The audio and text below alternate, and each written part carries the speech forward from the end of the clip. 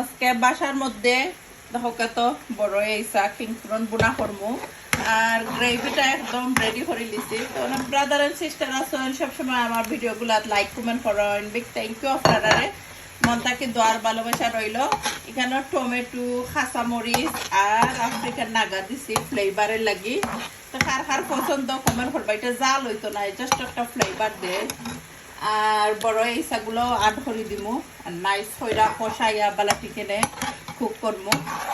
অনেক আসেন সুন্দর কমেন্ট করেন, ভিডিওগুলো শেয়ার কইরা দেন, বিগ থ্যাংক ইউ। মন থেকে দোয়ার ভালোবাসা রইল আপনারা লাগি যারা আমার এত সুন্দর ভিডিও সাপোর্ট করেন। আর এই তো বেশি নাই কিংফ্রন, বেশি টাইম লাগে না, 7 থেকে 8 মিনিটের ভিতরে কুক হয়ে দিব গি।